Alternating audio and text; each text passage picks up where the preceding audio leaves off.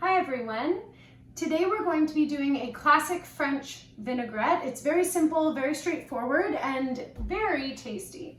So you will need a knife, some thyme, fresh or dry. I use fresh. If you use dry, you're just going to want to use a little bit less than the fresh. You need some Dijon mustard. You need a couple of small shallots. You need-ish a jar. I like to do it in a jar because it mixes a little bit better.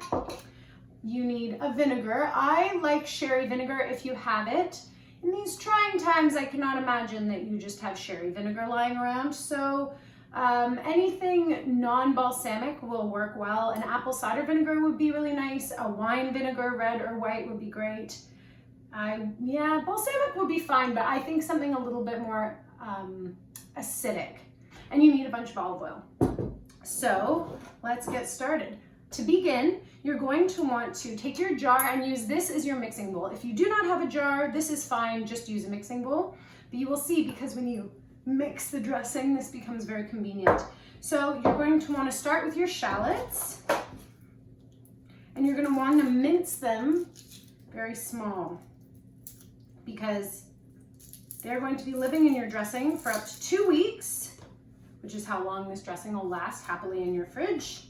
Well, let's give it a month. Do I really believe things go bad? No.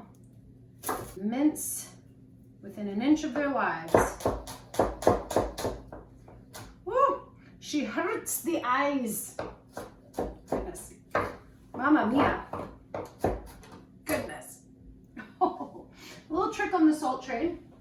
If you grab a pinch of salt and put it onto the shallots, not only will it bring out the flavor a little bit, even going into a dressing, but it brings out the liquid, which keeps the pieces together. So when you're chopping, it works as both an exfoliator, so it helps to break down the onions while you're chopping them, but it also, with that liquid coming out, it keeps the bits together. So it becomes easier to mince because they're not flying all over the cutting board. So you want to just do a pinch of salt. That works for garlic too. If you're trying to cut up garlic really small and it's flying all over the cutting board, add a bit of salt, wait a second, let those juices come out, and then go to town. This is the most work of the dressing, is really just chopping. Oh, no, that's a lie. The thyme, very laborious. You can put on a show. I myself have been watching a lot of Desperate Housewives. Remember that show? God, it's good. So much happens in an episode. People will die, marriages will end. It's very entertaining. Okay. So, you have your minced shallots. Put them into the jar. The next thing you're going to want to add is your vinegar. The acid in the vinegar, like the salt, brings out the flavors and starts to break down the onions. So while you're getting everything else ready, you can begin the process of the onions breaking down. It just brings out their flavor. I like to do roughly 1 part vinegar, 2 parts oil. Then I taste it, add a bit more vinegar. It really is a personal choice. So I'm gonna add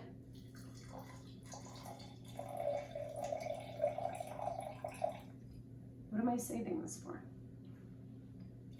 Nothing. Okay, so here we have, this much of the jar of vinegar, and you're gonna let that sit. Here are my shallots cooking away in their little vinegar bath. You have the thyme that you need to prep.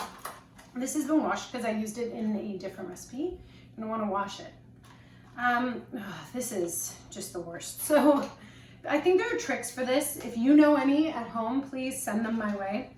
Some people are like, if you roll a bottle over the thyme, all the leaves will magically fall off. I don't know if that's true, but I try and take a nice thick stalk and pull this way. You're gonna wanna have, I'd say about a tablespoon and a half of thyme leaves by the time this is over. Just hunker down, pour yourself a beer, put on some TV, and take off those thyme leaves. Okay, so here's my tablespoon and a half of thyme. I'll give it a good chop. So you're gonna put that into bloom in the acid vinegar as well. There you go. So all that's in there, waiting for its Dijon buddy. I think a soup spoon is a tablespoon, and I think a teaspoon is a teaspoon. I think a smaller spoon that you find in your drawer is a teaspoon. So I just use these. I can go to Dijon Mustard. Take about a teaspoon, small spoon from your drawer. And you're gonna put that in there. I didn't call for it, but I like to add a little bit of salt and pepper. If you're a pepper person, go for it. If you're a salty person, go for it. Salt, a little bit of pepper. And then you add your olive oil. And you wanna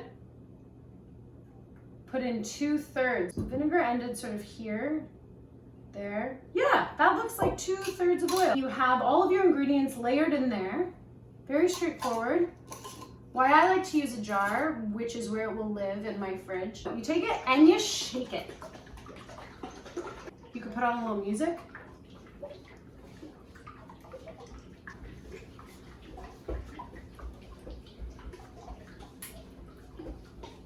It's probably enough. Okay. And look at that. It looks like real salad dressing. It smells really good. Do a little tester, make sure there's enough of everything there. Oh yeah, the longer that's in your fridge, the more it all comes together. It's delicious and it gets better with age. I think this is one of the most delicious and easy vinaigrettes I've ever come across. It's very straightforward. If you like a sweeter vinaigrette, you could add a tablespoon-ish of brown sugar or maple syrup. Shake that up. But this is like a really classic light dressing that just, I think, goes on everything. So enjoy.